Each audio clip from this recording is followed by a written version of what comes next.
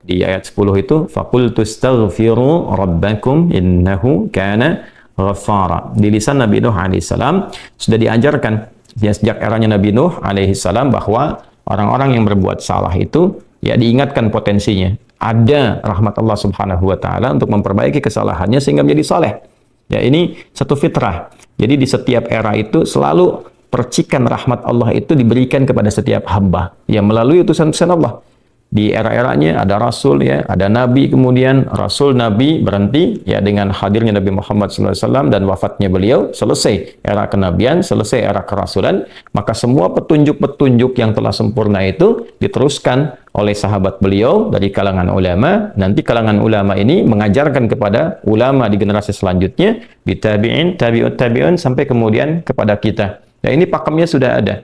Jadi dalam diri kita ini boleh jadi setiap manusia itu kan tidak ada yang suci ya, kecuali para nabi dan rasul yang memiliki sifat maksum, dijaga dari kesalahan.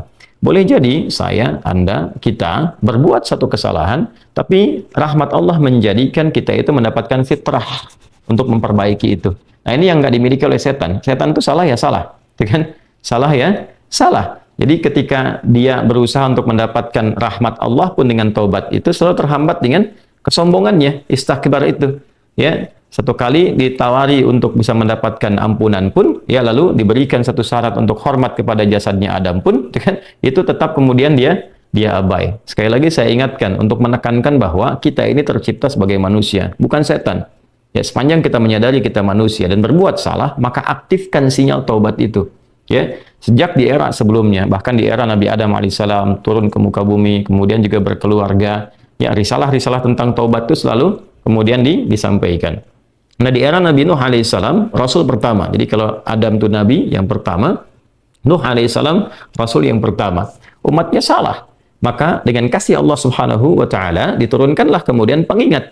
Ya, lewat fitrah kemanusiaan ini. Lewat Nabi Nuh alaihissalam disampaikan, faqultu astaghfiru rabbakum innahu kana ghaffara. Ya, maka aku tegaskan kepada kalian, istaghfiru rabbakum, cepat istighfar, cepat balik lagi. Ambil kalimat-kalimat ampunan, ambil kalimat-kalimat tobat ya dari Allah Subhanahu wa taala, menggunakan Rabb tuh yang telah menciptamu, merawatmu, menyayangimu, mengingatkan. Jadi Rabb itu ada nilai-nilai rububiyah di dalamnya. Ya, ada sifat-sifat rububiyah. Ya, bukan sekedar mencipta, tapi juga merawat, memberikan perhatian, memberikan kebutuhan.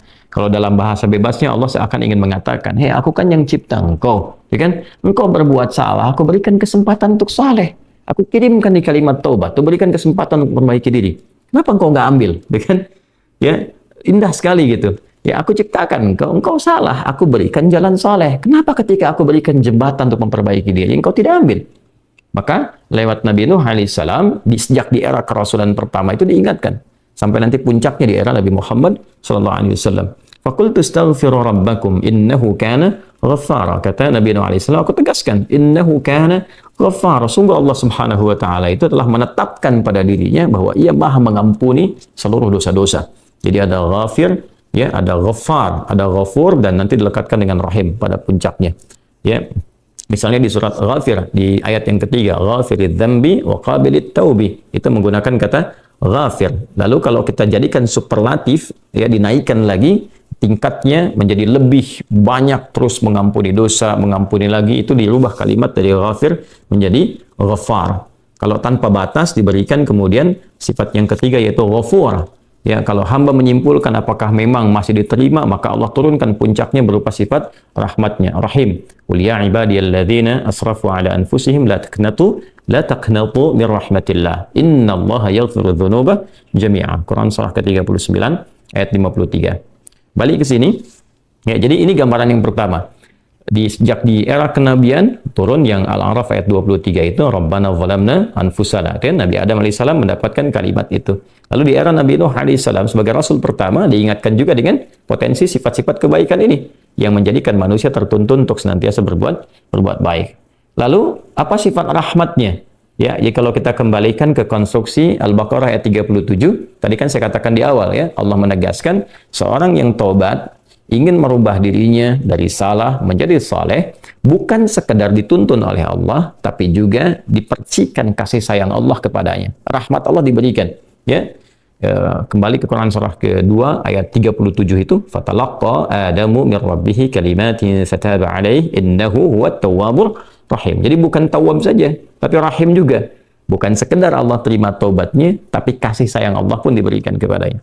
Nah, apa di antara jenis kasih sayang yang Allah berikan kepada seorang hamba yang mau taubat? Ya, maka diteruskan ayatnya sampai 12 di sini. Imam Al-Bukhari menyantumkan di sini sampai ayat 12, yursilis samaa 'alaikum midrara wa yumdidkum bi amwali wa banina wa yaj'al lakum jannatin wa yaj'al lakum anhara. Allahu akbar. Ya, justru di sini teman-teman sekalian, istighfar itu ya permohonan ampun kepada Allah Subhanahu wa taala, ya, permohonan rahmat Allah Subhanahu wa taala, kembali kepada Allah, mengoneksikan diri kita kepada yang Maha Baik. Itu di antara percikannya adalah mendapatkan lapangan kebaikan. Yursilis samaa 'alaikum bidrara. Ya, walaupun Anda mendapatkan kesulitan dalam berkehidupan, bahkan yang sifatnya luas ya secara sosial. Kalaupun tanahnya gersang, ya, kalaupun kemarau berkepanjangan, itu ternyata dengan satu daerah itu, satu desa itu, satu wilayah itu mengoneksikan diri mereka kepada Allah, beristighfar. Ini faedahnya istighfar. Dengan beristighfar kepada Allah, taubat dari maksiat, ternyata bisa mendatangkan rahmat bukan hanya untuk pribadinya, untuk satu wilayah. Ya, ini pelajaran dari Quran. Ya, Allah akan memberikan kesan begini, jangankan bagi setiap personalnya, setiap orangnya. Ya kan? Ada masalah sekampung pun, contohnya kekeringan misalnya, contohnya kemarau, lalu sekampung itu, ya, atau ada orang-orang soleh di situ yang membiasakan taubat kepada Allah, istighfar kepada Allah, mengoneksikan dirinya kepada Allah, ya kan? Itu luar biasa, percikan rahmat Allah. Ya, apa di antaranya? Yursilis sama ya 'alaikum midrara. Allah memerintahkan kepada langit itu untuk menurunkan hujan. Ya, dengan curah yang memberikan maslahat. Kemudian wa yumdidkum bi amwalin wa banina. Ya, lantas kemudian melapangkan kepada engkau urusan hartamu. Ya, bahkan memberkahi engkau dengan keturunan-keturunan yang baik. Jadi Masya Allah, ya, orang tua yang rajin istighfar, suami yang rajin istighfar, itu ternyata bukan sekedar menjadikan ia mendapatkan penerimaan taubat. Dia berhenti dari perbuatan maksiat, usaha-usaha yang tidak baik, dagang yang tidak benar, dengan perbuatan curang, ya, perbuatan menipu, perbuatan-perbuatan yang tidak elok, korupsi, jauhi potensi itu. Disogok dia hindari, diajak korupsi dia jauhi dan sebagainya. Lalu konsisten pada kebaikan dan dia isi dengan istighfar. Astaghfirullahaladzim, astaghfirullahaladzim, Rabbana zalamna anfusana wa illam taghfir lana wa tarhamna lanakunanna minal khasirin. Dia konsisten pada kebaikan itu, wa yumdidkum bi amwal. Allah akan lapangkan dia pada harta-harta yang lebih berkah. Allahu akbar. Ya, jadi diberikan kelapangan dulu pada dirinya, kemudian diberkahi hartanya. Jadi berapapun yang dia dapatkan, Allah berikan berkah padanya, sehingga dia merasakan kebahagiaan dengan harta itu. Karena ada orang yang merasa seperti kelihatan banyak, tapi tidak menikmatinya. Ya, baik itu boros, baik itu merasa kayaknya banyak tapi nggak kepake. Ya, barang-barang habis beli ini lagi, tapi memuaskan nafsunya saja. Ya, temannya ngajak begini, dia harus terpaksa beli, kadang-kadang ngutang, atau mungkin dia dapatkan sesuatu tapi jalan-jalan yang haram, jalan yang salah. Dia tidak menikmatinya, dan ini yang paling bahaya. Ya, ini yang paling bahaya. Lawan lapang kan sempit. Jadi hartanya kayak banyak, tapi menyempitkan kehidupan rumah tangganya.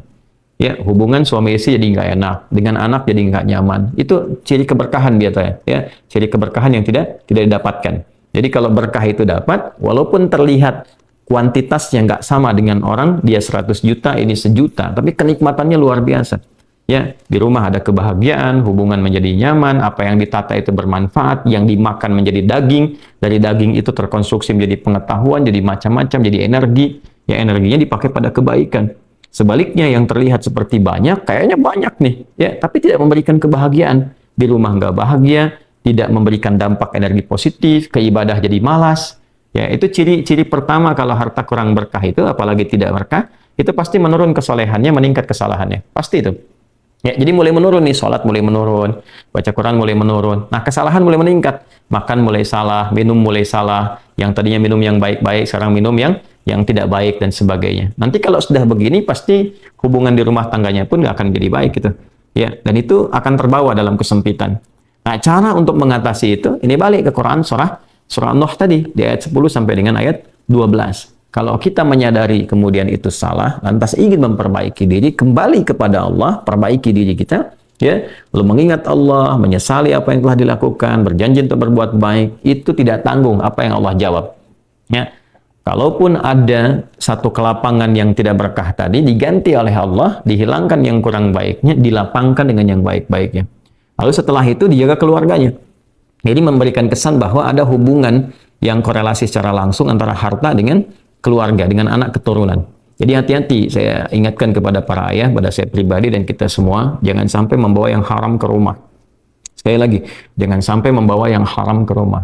Jadi kalau istri sudah memasak itu di dapur, menjadi makanan, dikonsumsi oleh anak-anak jadi daging, ya, dikonsumsi jadi daging nih, itu jadi karakter. Ya, itu sudah fitrah, sudah umum begitu. Jadi kalau dia baik, akan membentuk kebaikan. Kalau nggak baik, akan merubah ya, pada keburukan. Kontrolnya susah di situ. Ya, sangat sulit sekali.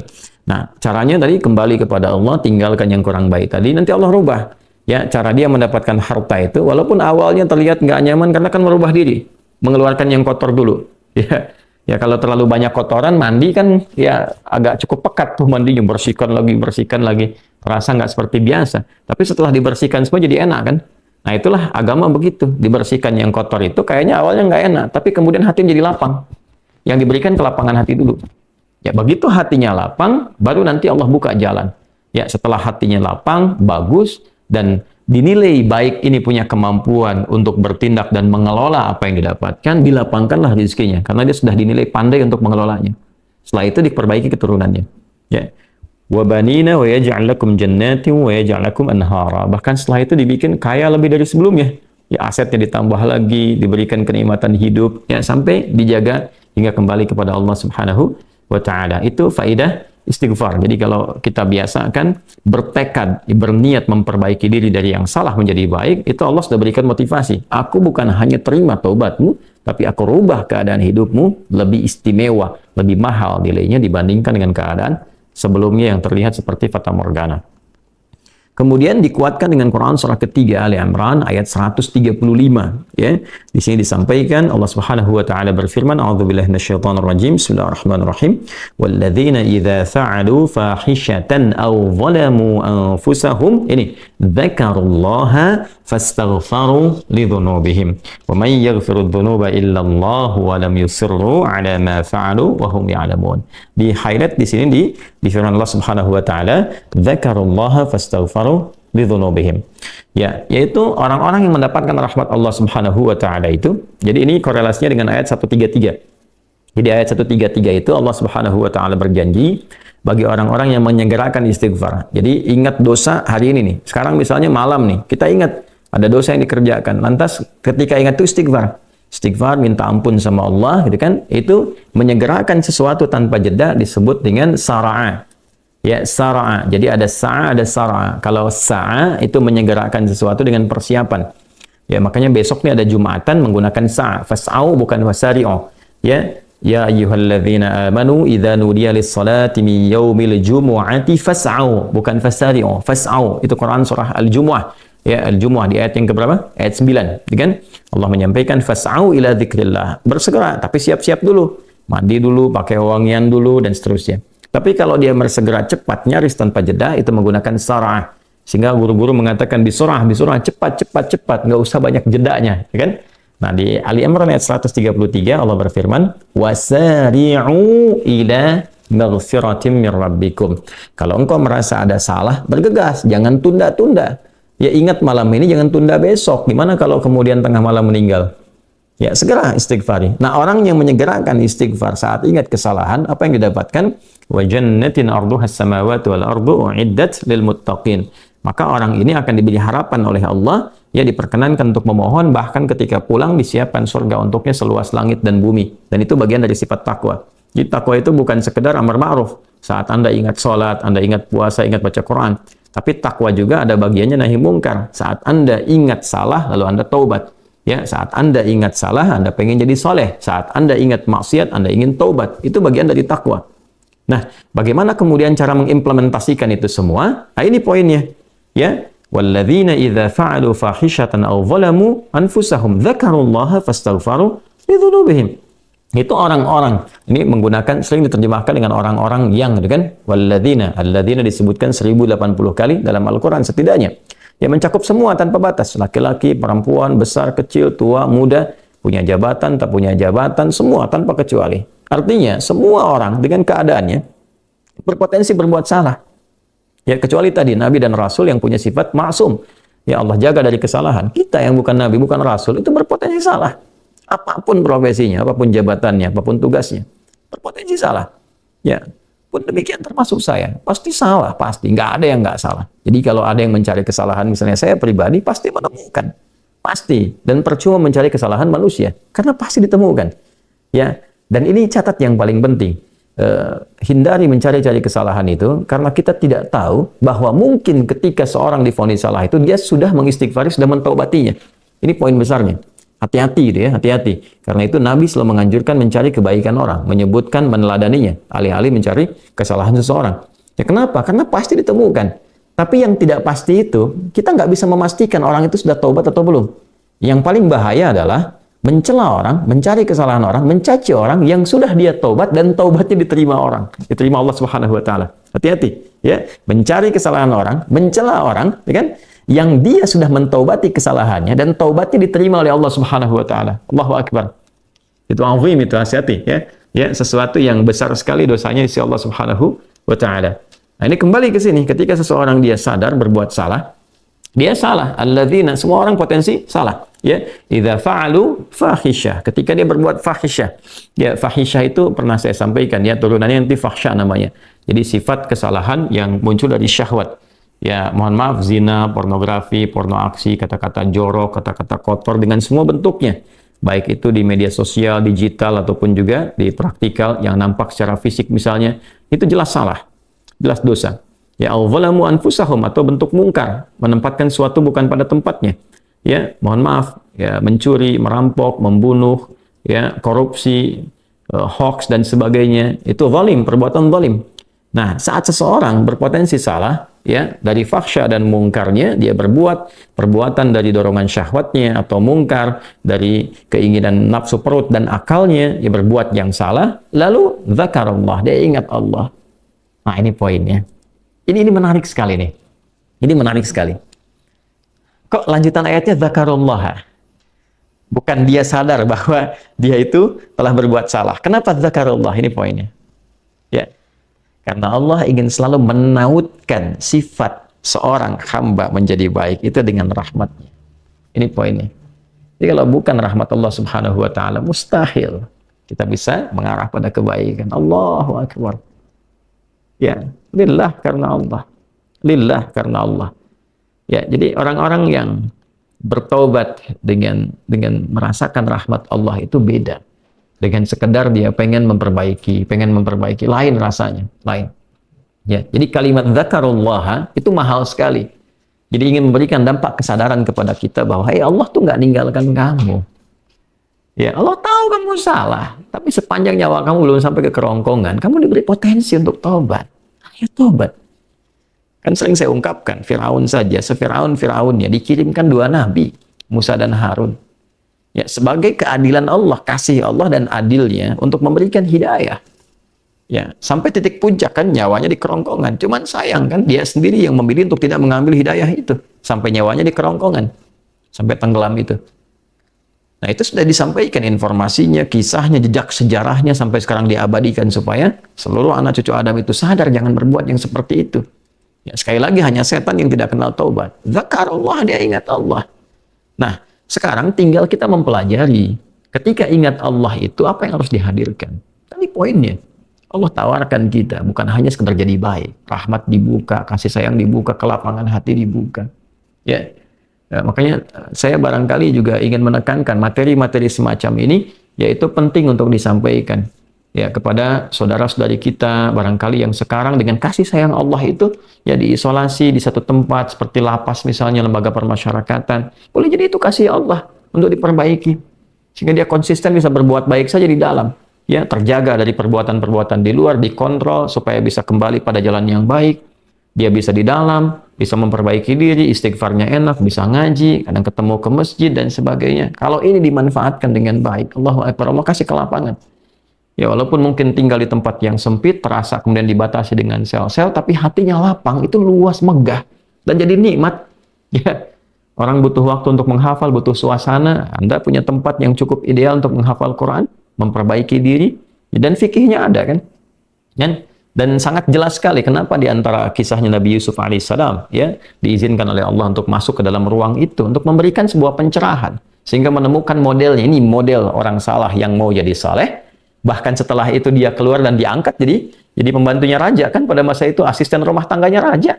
Naik gitu dari sosok yang salah ya, kemudian dia tobat mengambil petunjuk dari Nabi Yusuf alaihissalam, dia berubah jadi orang hebat setelah itu. Ya, jadi asisten rumah tangganya raja. Itu luar biasa gitu. Ya, tapi yang memilih kemudian untuk jalan-jalan keburukan, tetap bertahan di dalamnya, selesai gitu. Ya, ini tawaran sesuatu yang indah. Ya, bahkan ada juga yang terakhir ini yang paling luar biasa. Orang yang sudah mendapatkan ancaman hukuman, ya sampai kemudian juga mengakhiri kehidupannya, tapi dia mau bertobat. Ya, maka dia bisa mengakhiri kehidupannya itu dengan apa yang telah ditetapkan. Misalnya, kan kita nggak tahu garis takdir itu bagaimana. Ya. Wallahu alam, tiba kemudian manusia memberikan hukuman, tapi Allah dengan kehendaknya merubah itu semua, bisa berubah. Ya, tapi kemudian kalau itu bersamaan dengan takdir yang telah Allah tetapkan, dia menjadi baik. Jadi di Islam itu selalu ada solusi. Selalu ada solusi dan pedomannya mengantarkan pada kebahagiaan. Itu poin tertingginya.